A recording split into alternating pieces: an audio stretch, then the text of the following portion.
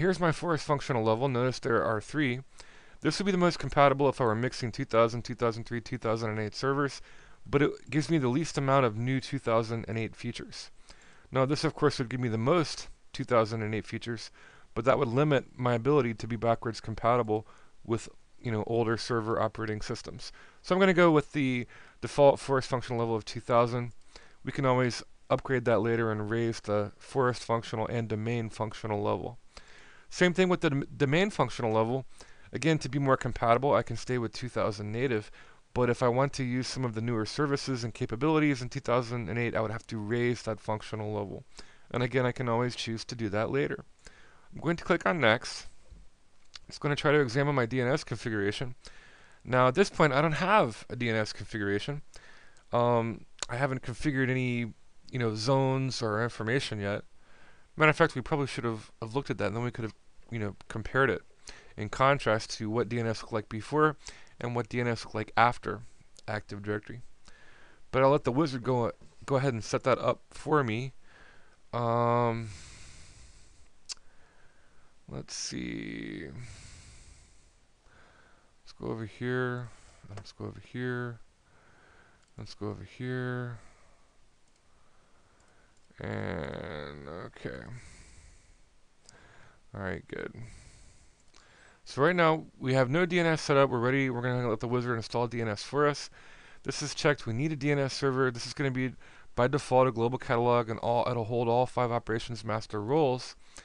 As once we get Active Directory set up, the forest, the domain tree, and the first domain controller, we can add additional domain controllers as replicants or in other domains, and then we can start moving operations master roles off to other servers, 2008 servers, to balance the load or do load balancing. Delegation for this DNS server cannot be created because the authoritative parent zone cannot be found or does not run Windows DNS server. In this case, that's because there is no DNS server, no DNS zone information set up. In this case, we don't have to worry about that. This is our very first domain controller, in our forest, and our very first domain tree. So we're going to let Active Directory and the Active Directory wizard set that up for us. Several things happen. These are the default settings when you run DCPromo. In this case, it creates ntds.dit, which holds the Active Directory database, and sysvol, in this case, which is a shared folder that allows replication of group policy and other shared projects in the Kerberos encrypted replication process. I'm going to go ahead and click on Next and Password. This requires my administrative password on install. So now once I set up Active Directory, right now this is coming from the local security account manager, and let's take a look at that real quick, because this will be a change that you'll notice. And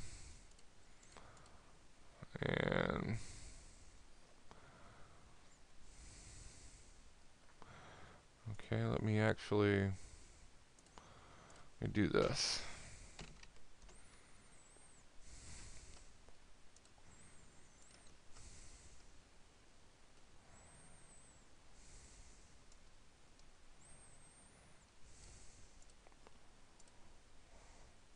I had an add of local users and groups here.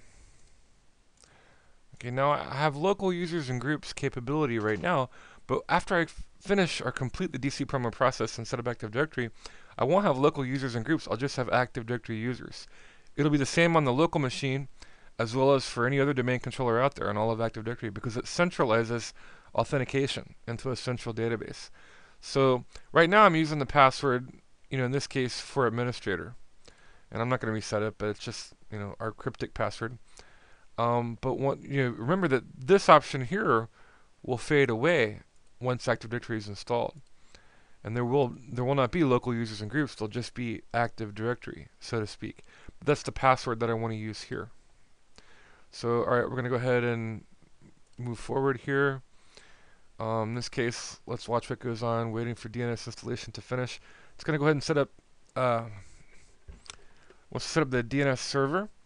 And once it sets up the DNS server, it's going to configure the zones, and in this case, by default, they'll be Active Directory integrated with the appropriate A records. That'll map a forward lookup, so it'll resolve a host name to an IP. Reverse lookup zones with pointer records that will map IPs to host names. and server records that will map out the services in DNS. Generally, when you have a problem running DCPromo or setting up Active Directory, it comes from DNS. There are several other issues. If you try to set it up on a non-NTFS partition, it's not going to work because it needs the access control entries on the DACL that are provided by that NTFS partition. If you don't have enough hard drive space to configure the ntdf.dit Active Directory database, that could be a problem. If you for some reason can't create the shared sysvol folder, which allows you to replicate group policy and shared objects, that could be a problem. There could be security issues.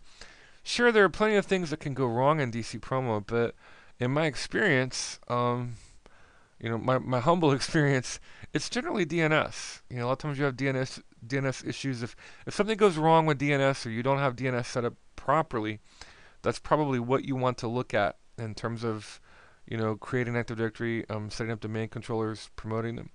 Another common problem is hosts or servers being out of synchronization with each other. If they're in different time zones or they have different clock settings, you may have a hard time trying to join one domain controller to another or to Active Directory because the PD simulator takes over the function of trying to synchronize the timing. Remember that replication conflicts are resolved by a timestamp as well as a serial number. For that timestamp to be accurate, all those domain controllers have to be synchronized. And that could also be a problem. You may end up having to put servers or machines in different locations in the same time zone, or synchronize the clocks on those machines, or at least allow the PD simulator to synchronize those things so that replication can take place. In this case, it's writing the Active Directory partition. Now, this is not like a file system partition like we're thinking of or like we've been talking about, but this is basically just it's a section of one partition, a folder, so to speak, or part of the Active Directory database, where it's creating all of these objects. And it uses Lightweight Directory Access Protocol, or LDAP, context. So you'll notice domain component, canonical name or common name, domain component. And that's also the way all of the the new command line tools introduced with 2003 and on into 2008 function or work.